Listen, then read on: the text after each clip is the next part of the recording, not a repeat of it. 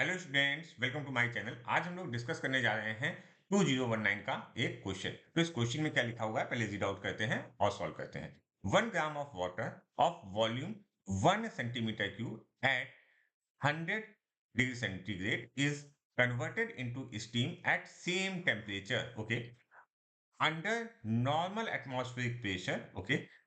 The volume of steam formed equal 1671 centimetre cube. अच्छा, अब इसकी वॉल्यूम चेंज हो गई। पहले कितनी थी? 1 मीटर क्यूब थी, अब ये वॉल्यूम चेंज हो गई। If the specific latent heat of vaporisation of water is double to 56 joule per gram, the change in internal energy. एक बहुत अच्छा क्वेश्चन है। देखिए क्या कह रहा है। मान लीजिए मैंने कहा ये जो है, यहाँ पर हमने 1 ग्राम ऑफ वाटर लिया, तो 1 ग्राम, ओके, ये हमारा जो है वो वाटर है, ओके। और इसकी जो वॉल्यूम है दैट इज 1 सेंटीमीटर क्यूब है। और जो हमारा टेम्परेचर है दैट इज 100 डिग्री सेंटीग्रेड है। ये सिचुएशन है इनिशियल। अच्छा, अब क्या हुआ कि आपने इसको क्या दिया, लेटेंट हीट ऑफ वेपराइजेशन। और लेटेंट हीट ऑफ वेपराइजेशन जो दिया गया है that value is given to us 2256 joule per gram. और यहाँ पर भी 1 ग्राम है, तो मतलब 1 ग्राम के लिए आपने एक्चुअल में एनर्जी जो दी होगी वो 2256 दी है। अब इस केस में जो हमारा टेम्परेचर चेंज होके आया, वो टेम्परेचर तो कुछ नहीं चेंज हुआ, क्योंकि ये वाटर था और ये क्या हो गया, 100 डिग्री सेंटीग्रेड की क्या बन गई, स्टीम। इसीलिए ये लेटेंट हीट ऑफ वेपराइजेशन दिया है। केवल और केवल क्या हो रहा है, जो स्टेट चेंज हो रही है। अच्छा, लेकिन वॉल्यूम जो है वो चेंज हो गया और उसकी वैल्यू आई 1671 सेंटीमीटर क्यूब। अच्छा, इसको अब हम अगर अप्लाई करें फर्स्ट लॉ ऑफ थर्मोडायनेमिक, क्या अप्लाई करें, फर्स्ट लॉ ऑफ थर्मोडायनेमिक। तो फर्स्ट लॉ ऑफ थर्मोडायनेमिक क्या कहता है, Q is equal to delta U plus W। अच्छा, इस केस में यहाँ पर 1 ग्राम है, तो 1 ग्राम में यहाँ पर जूल पर ग्राम है। आप इससे मल्टीप्लाई करो तो इतना ही हीट सप्लाई की।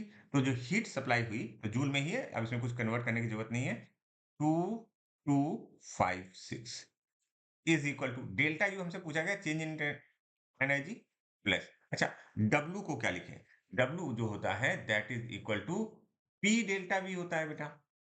तो P की वैल्यू कितनी दी है, P की वैल्यू दी है 1 इंटू 10 टू पावर 5, तो 10 टू पावर 5 मैंने लिखा V की वैल्यू। ये फाइनल है, ये इनिशियल है, लेकिन यहाँ पर सेंटीमीटर क्यूब है, ठीक है। हमको क्या लिखना होगा, मीटर क्यूब। इसको 10 टू पावर 5 है ये, तो हम लिखेंगे 1671 minus 1 into 10 to power of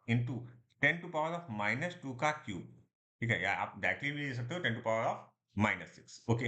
अब क्या हुआ, इसको थोड़ा सा एक बार कैलकुलेट कर लेते हैं। 2256 is equal to delta U, okay, plus, अब देखो यहाँ हुआ 10 to power of 5 multiplied by 1670 multiplied by 10 to power of -6। तो अगर आप थोड़ा सा कैलकुलेशन पे ध्यान दें तो देखो ये एक जीरो है, ये जीरो के साथ 10 टू पावर 6 हो जाएगा, तो ये कैंसिल और ये कैंसिल, ओके। तो डेल्टा यू की वैल्यू क्या आएगी, delta U is equal to 2256 minus 167, sorry, ये वैल्यू आएगी, एक मिनट रुकिएगा, इसको करेक्ट ही लिख देते हैं। That value comes to be 167, okay. जब आप इसको डिफरेंस लोगे तो जो वैल्यू आएगी दैट इज 2089 जूल। कौन सा ऑप्शन सही होगा, option 3 is correct for this question.